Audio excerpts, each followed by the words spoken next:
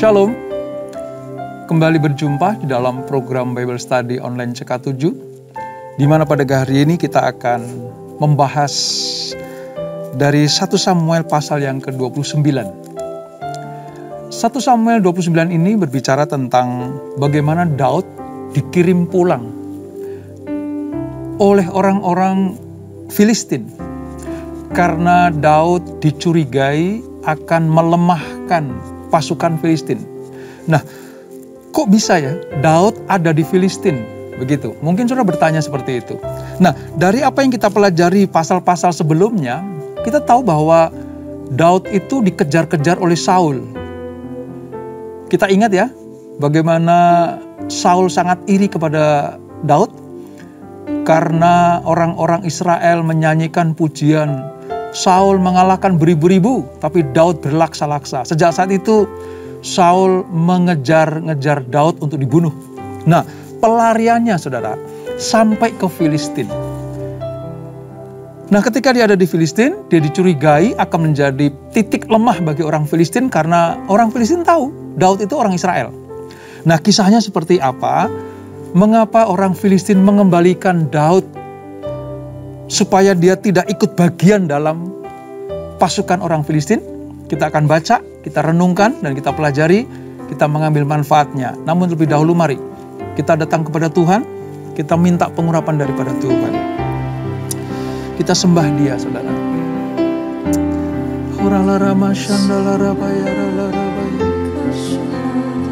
Haleluya.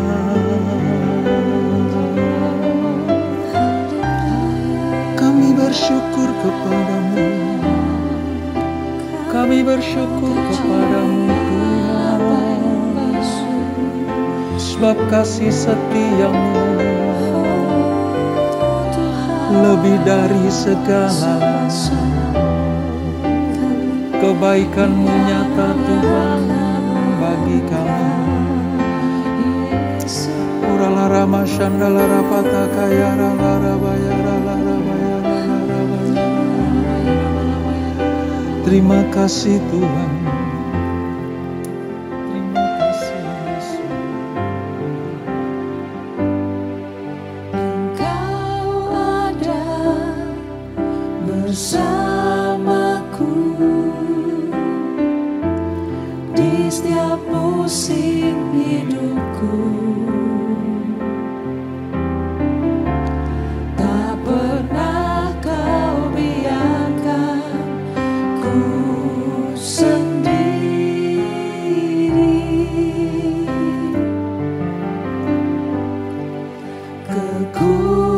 Kekuatan di jiwaku adalah bersamamu. Tak pernah ku ragukan kasih-Mu.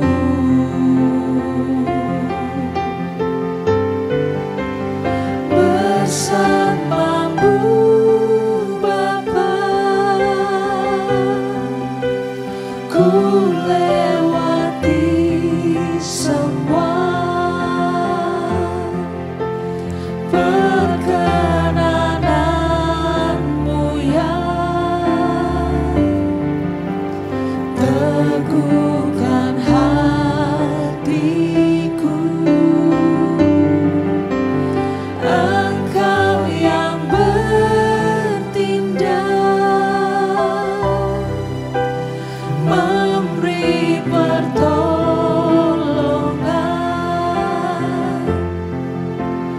Anugerah-Mu besar melimpah bagiku.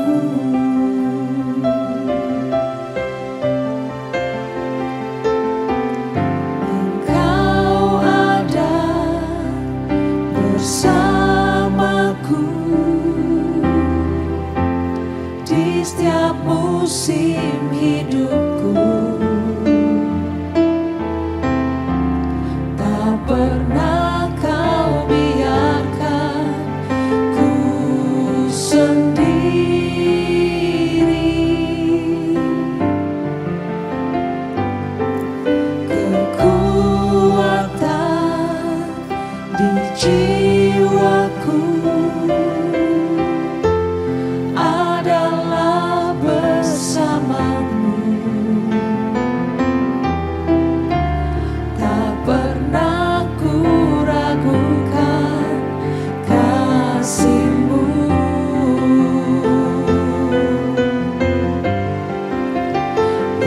bersamamu Bapa,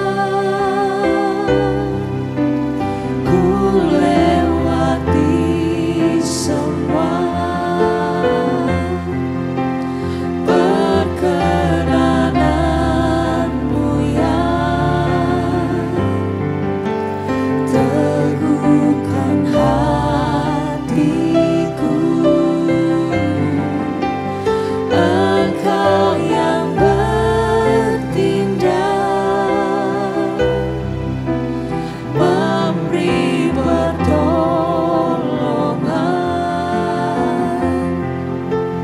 anugerah-Mu besar melimpah bagiku.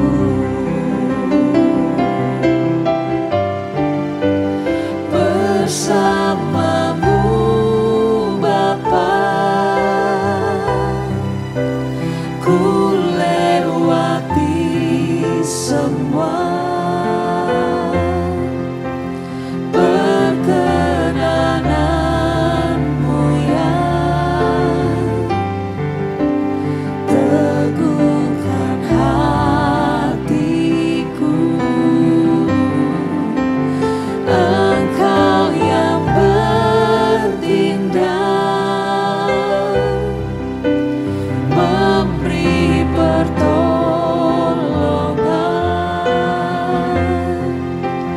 anugerah-Mu besar melimpah bagiku.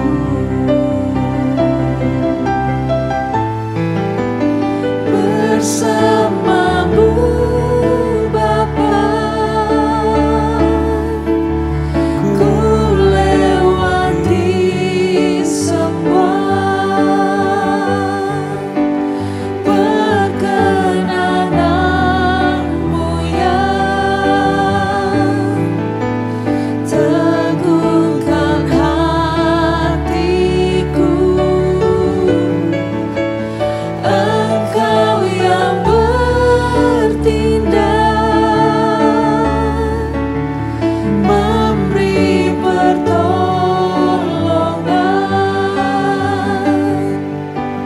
anugerah-Mu besar melimpah bagiku.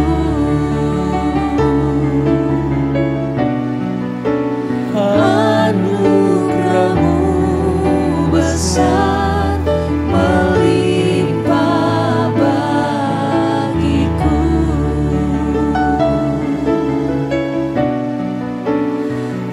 Anugerah-Mu besar melimpah bagiku.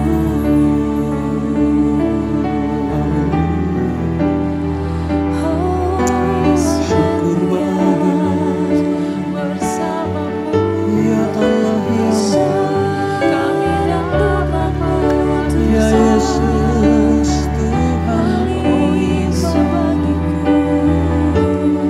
ya Yesus Allah kami.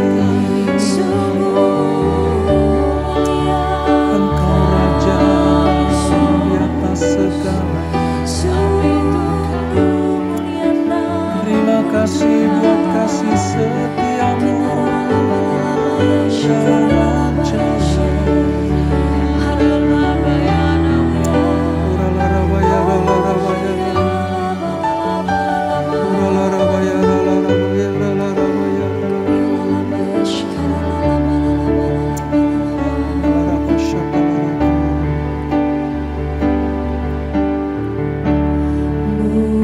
Mulialah nama-Mu Tuhan, dan ajaib jalan-Mu.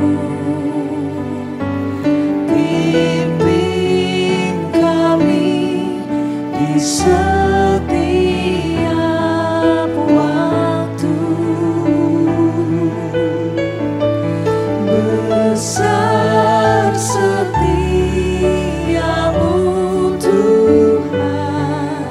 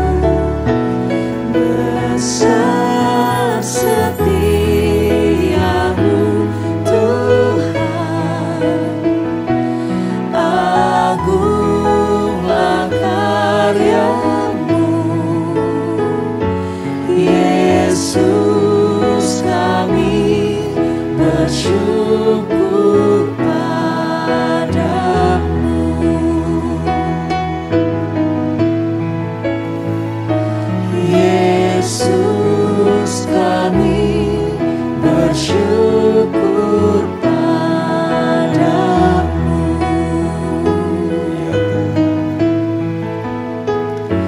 Yesus, kami bersyukur padamu.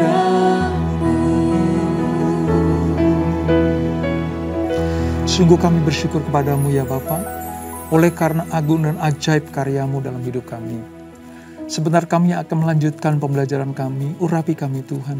Ajar kami mengerti seperti apa yang harus kami lakukan. Dan Allah akan menyertai kami. Keberhasilan kami, kesuksesan kami, kemenangan kami, semuanya berasal dari Tuhan. Dan kami taat melakukan setiap perintah-Mu. Urapi kami, urapi hamba-Mu. Di dalam nama Yesus, mari yang siap belajar firman Tuhan, sama-sama kita katakan, amin. Kita akan membaca dalam 1 Samuel pasal 29, saudara. Alkitab kita Perjanjian Lama, halaman sekitar 327.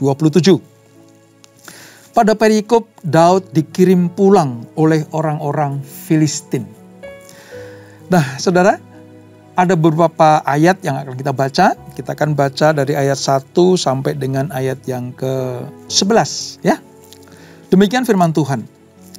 Orang Filistin mengumpulkan segala tentara mereka ke Afek, sedang orang Israel berkemah dekat mata air yang di Yizreel.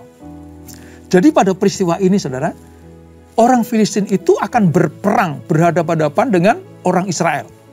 Nah, saudara tahu, Daud yang notabene adalah orang Israel, saat ini ada di pihak orang Filistin.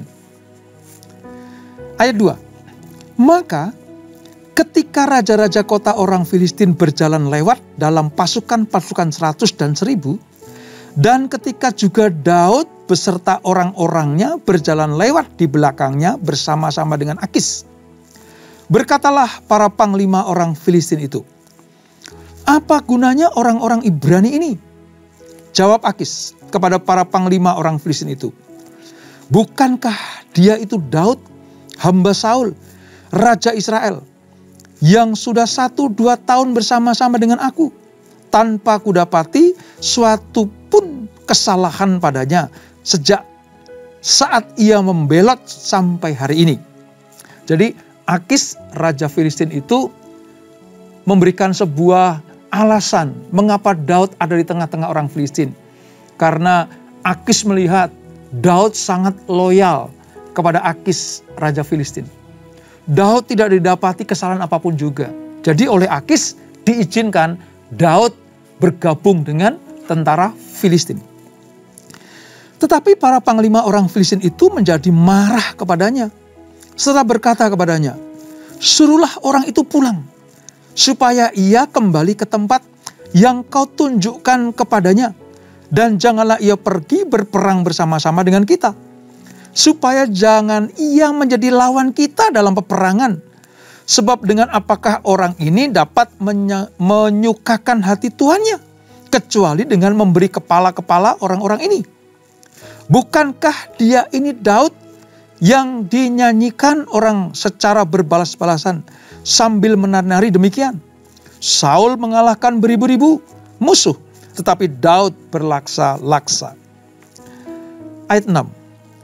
Lalu Akis memanggil Daud dan berkata kepadanya, "Demi Tuhan yang hidup, engkau ini orang jujur, dan aku memandang baik jika engkau keluar masuk bersama-sama dengan aku dalam tentara, sebab aku tidak mendapati suatu kejahatan padamu sejak saat engkau datang kepadaku sampai hari ini.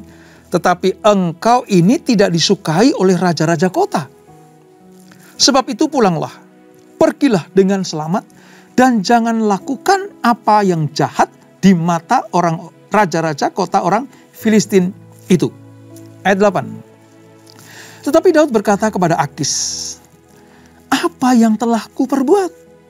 Dan kesalahan apa yang kau dapati pada hambamu ini? Sejak saat aku menjadi hamba kepadamu sampai hari ini, sehingga aku tidak boleh ikut pergi berperang melawan musuh tuanku raja." Lalu Akis menjawab Daud, "Aku tahu engkau ini memang kusukai seperti utusan Allah.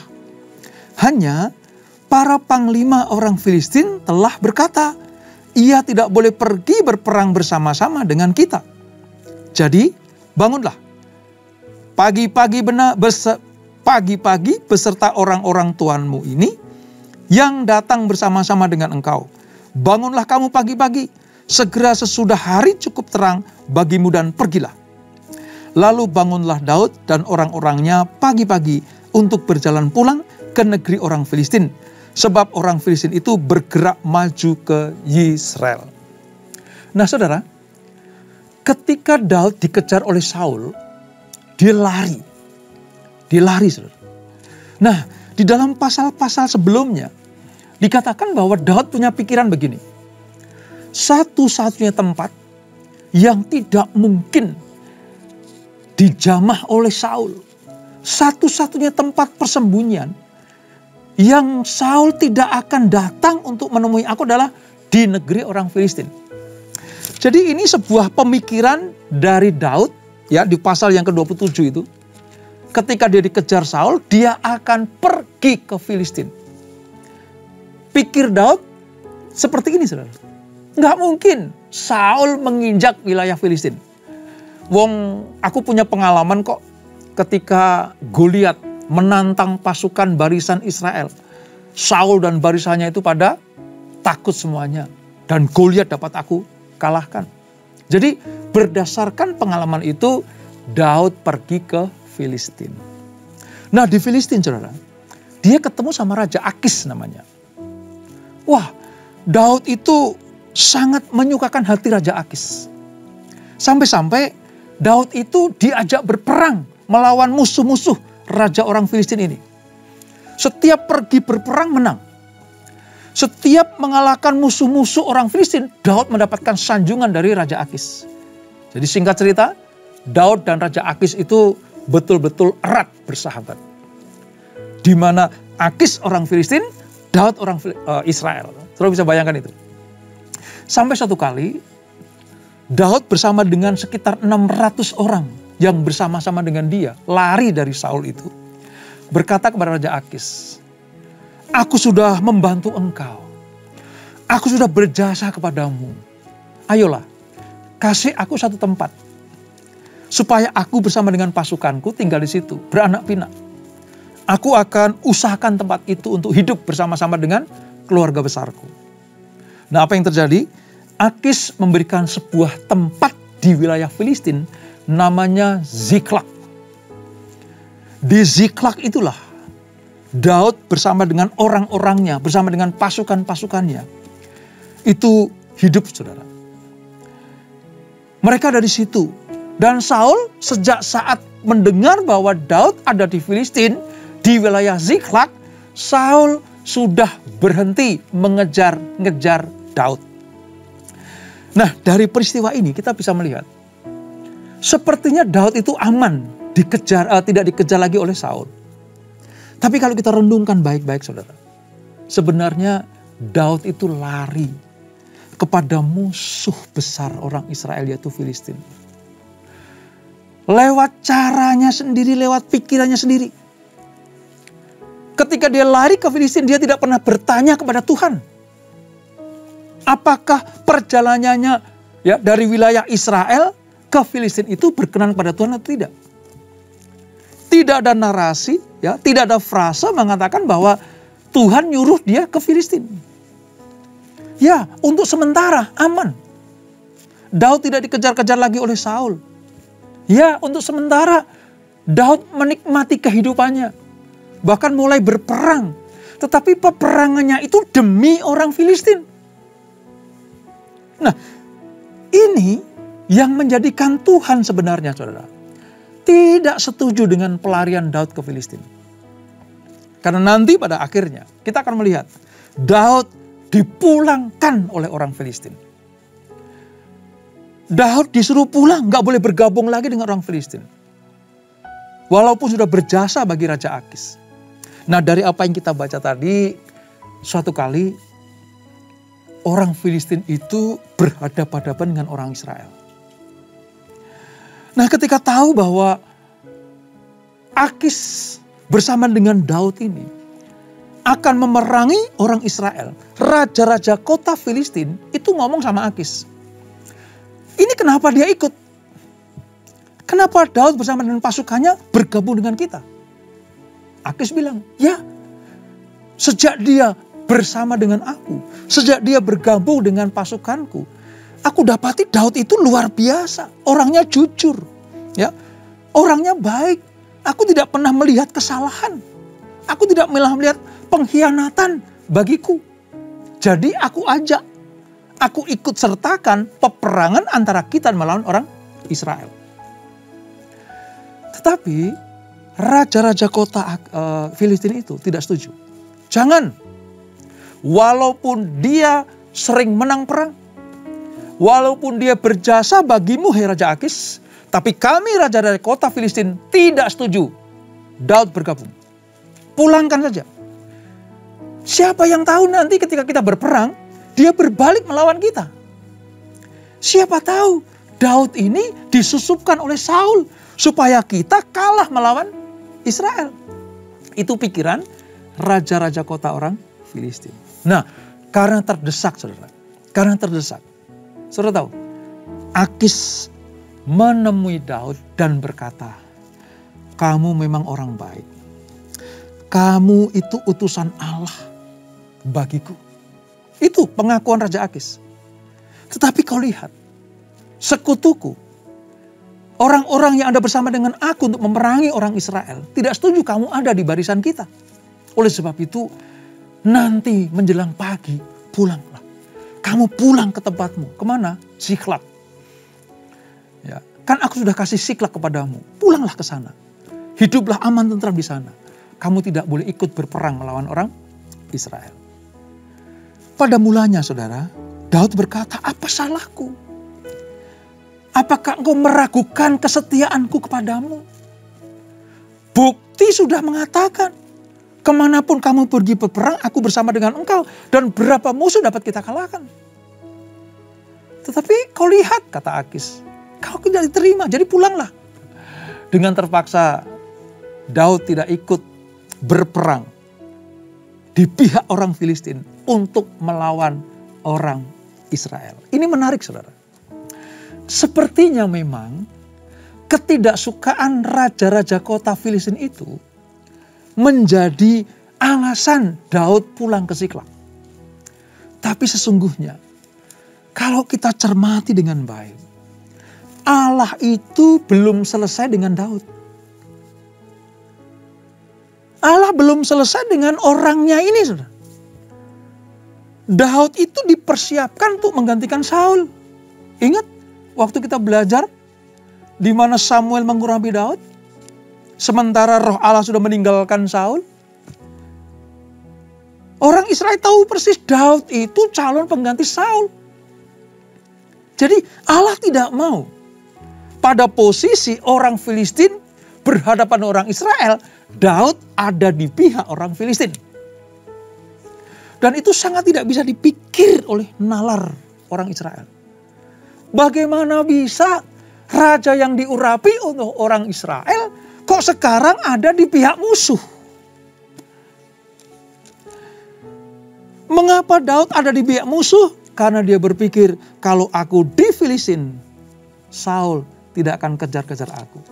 Ya, memang sejak saat itu Saul tidak kejar Daud lagi. Tapi saudara tahu, secara tidak langsung Allah sedang mengejar Daud. Untuk apa? Untuk kembali ke negerinya. Kembali ke Israel. Walaupun sementara ada di Siklag. Dalam diri Daud sendiri sebenarnya kegalauan, saudara. Ada kegalauan. Bagaimana tidak? Dia pahlawan Israel, tapi pada masa perang antara Raja Akis bersama dengan sekutunya untuk berhadapan orang Israel, Daud ada di pihak musuh.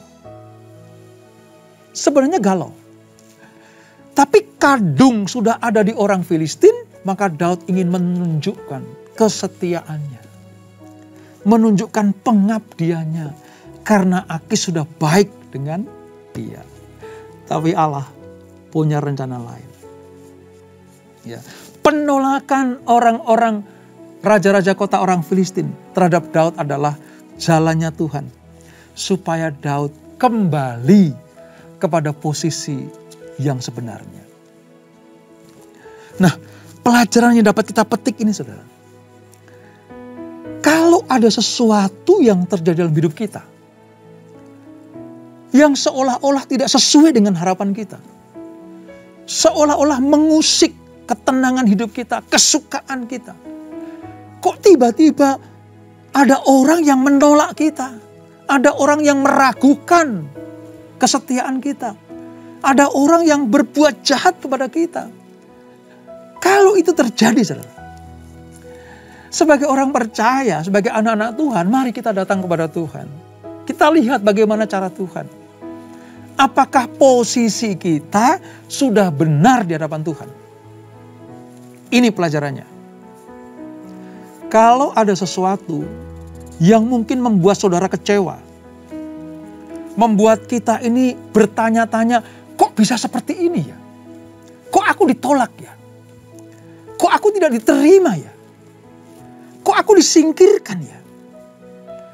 Kok aku diperlakukan tidak adil ya? Seperti yang Daud alami ini. Mari coba kita datang kepada Tuhan. Apakah posisi kita, keadaan kita sudah benar di hadapan Tuhan? Harusnya Daud tidak lari ke Filistin. Harusnya Daud tetap ada di wilayah Israel. Sekalipun dikejar oleh Saul berapa kali, toh Tuhan meluputkannya. Sekalipun Saul bersama dengan pasukannya ini hendak membunuh Daud, tapi berapa kali dia berusaha untuk membunuhnya, tapi Allah melindungi Daud. Itulah sebabnya ketika posisi Daud sudah sepertinya mulai aman, tenteram, di luar jangkauan Saul. Karena dia ada di Ziklag. Gak mungkin Saul ke Ziklag, karena Ziklag itu wilayah Filistin. Tapi saya lihat, kalau Saul diam saja, Tuhan yang tidak tinggal diam. Bagaimanapun caranya, Tuhan akan memulangkan Daud ke negerinya, ke Israel. Posisi Daud yang benar adalah di Israel. Dalam keadaan apapun juga, kalau engkau tetap ada di Israel, Tuhan akan menyertai. Tapi Daud diberi pelajaran yang mahal luar biasa, saudara. Apa itu? Dia merasa tertolak. Aku sudah berjasa kepada Raja Akis. Aku sudah memberikan sebuah pemberian-pemberian yang tidak sedikit. Taruhannya nyawa pasukanku dan nyawaku sendiri. Lah kok tiba-tiba aku ingin ikut berperang bersama dengan orang Akis dan orang Filistin. Kok aku ditolak? Daud gak sadar pada waktu itu bahwa Tuhan sedang punya rencana dan skenario dalam kehidupan Daud. Kita petik pelajaran ini, saudara. Posisi kita di mana ketika Tuhan mengizinkan sesuatu terjadi? Kalau kita sadar posisi kita tidak benar di hadapan Tuhan, sikap kita tidak benar di hadapan Tuhan, keputusan kita tidak sesuai dengan kehendak Tuhan, segera balik. Segera balik. Supaya apa? Supaya Tuhan memulihkan keadaan kita. Supaya Tuhan memberkati kehidupan kita. Jangan pernah mengandalkan pikiran kita sendiri. Seolah-olah kalau kita ambil keputusan ini, wah sudah tidak ada ancaman lagi. Seolah-olah kalau kita sudah mengambil keputusan yang ini, wah tidak akan pernah ada bahaya lagi. Tidak akan pernah ada ancaman-ancaman ketenangan lagi. Nyatanya Daud, ya, sekalipun dia ada di luar jangkauan Saul, tapi dia tidak ada di luar jangkauan Tuhan. Sebagai anak-anak Tuhan, jangan lari dari rencana Tuhan. Sebagai anak-anak Tuhan Yesus, jangan lari dari jangkauan Tuhan Yesus. Jangan jauh dari Tuhan Yesus. Kalau kita belajar atau kita berusaha jauh dari Yesus, Tuhan masih mencintai kita seperti Tuhan mencintai Daud. Akan dikembalikan pada posisi yang semula. Dan kalau kita tak setia, kalau kita dengar-dengar kepada firman Tuhan, maka sekecewa apapun kondisi hati kita, sekecewa apapun suasana hati kita, kalau kita mengerti bahwa itu rencana Allah dalam hidupmu dan hidupku, kita percaya pasti mendatangkan kebaikan. Pasti mendatangkan kebaikan. Saya bisa membayangkan saudara, bagaimana hubungan antara Daud dan Raja Akis ini sudah erat sekali. Orang Filistin dan orang Israel diwakili oleh Akis dan Daud, bagaimana musuh besar ini bisa akrab. Ya. Itu tuntutan usaha manusia. Skenario Daud. Ya, sementara bisa akrab. Tapi nanti pada perjalanan berikutnya saudara, Filistin tidak pernah berhenti memerangi orang Israel. Bahkan di zaman Daud sekalipun. Kita belajar, siapa yang mengikuti rencana Tuhan, pasti hidupnya akan ada di dalam perlindungan, damai sejahtera, dan sukacita dari Tuhan Yesus. Dan inilah 1 Samuel pasal yang ke-29. Kita berdoa. Bapa, terima kasih untuk anugerah-Mu. Dari apa yang kami baca, kami tahu sekarang Tuhanlah yang mengatur kehidupan manusia, khususnya orang-orang pilihannya. Termasuk Daud. Dia lari ke Filistin. Dia berjasa bagi orang Filistin. Tapi tanpa diduga, dia ditolak oleh orang Filistin sendiri. Dicurigai, nanti akan menjadi duri dalam daging tentara orang Filistin itu. Ya, Daud kecewa. Ya, Daud bertanya-tanya, apa salahku? Apa pelanggaranku? Aku baik-baik dengan engkau. Tapi mengapa engkau menolak aku? Penolakan itu memang mengecewakan Daud. Sampai dia harus pulang ke Ziklag. Tempat di mana Akis memberikan wilayah kepadanya. Bersama dengan 600 pasukannya. Dan kami tahu ya Tuhan, bahwa engkau punya rancangan yang belum selesai dengan Daud. Pada peristiwa ini Tuhan belum selesai dengan Daud.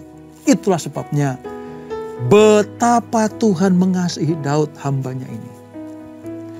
Kami belajar supaya kami mengerti bahwa kalau kami mungkin ditolak, kami mungkin mendapatkan sesuatu yang tidak kami inginkan. Ekspektasi besar kami tidak dapat kami capai. Kami kecewa. Sekarang kami belajar. Kalau sampai Tuhan mengizinkan hal itu terjadi, kami akan introspeksi diri. Di manakah posisiku? Apakah aku tetap ada dalam jangkauan kasih setia Allah? Atau aku ada di wilayah orang Filistin? Tempat di mana Tuhan tidak perintahkan aku ada di situ. Terima kasih Bapak, ajar kami mengerti. Ajar kami memiliki hikmat yang daripada-Mu. Supaya kami tidak salah posisi di hadapan Tuhan. Kami tetap ada di dalam wilayah jangkauan kasih setia Tuhan. Kalau Saul tidak mengejar Daud, karena Daud ada di Ziklag, Tuhan yang mengejar Daud untuk dikembalikan kepada posisi yang benar di pemandangan mata Tuhan. Bagi orang-orang pilihan Tuhan, tidak bisa lari kemana-mana. Sebab mata Tuhan tertuju kepada anak-anaknya yang dipersiapkan menjadi alat kemuliaannya. Terima kasih Bapak. Terima kasih. Terima kasih untuk berkat pengertian firman-Mu ini. Kami mau taat setia kepada Engkau. Kami mau dengar-dengaran firman-Mu. Taat melakukan firman-Mu. Maka berkat-Mu akan tercurah buat kami semuanya. Berkati anak-anak-Mu. Berkati keluarga demi keluarga. Berkati usaha bisnis pekerjaan anak-anak-Mu. Berkati pelayanan kami semuanya. Dan sebelum kami berpisah, kami siapkan hati kami terima berkat yang daripada-Mu. Kekasih-kekasih Kristus, arahkan hatimu kepada Tuhan. Terimalah berkat kasih anugerah dari Allah Bapa yang berlimpah-limpah. Di dalam anaknya yang tunggal Tuhan Yesus Kristus. Dan persekutuan yang manis dalam Roh Kudus menyertai kita semuanya. Mulai saat ini sampai Maranatha. Tuhan Yesus datang untuk yang kedua kali menjemput kita semuanya. Bertemu di awan-awan yang permai. Menikmati kemuliaan kekal sampai selama-lamanya. Yang diberkati. Sama-sama kita katakan amin. Amin. Tuhan Yesus memberkati.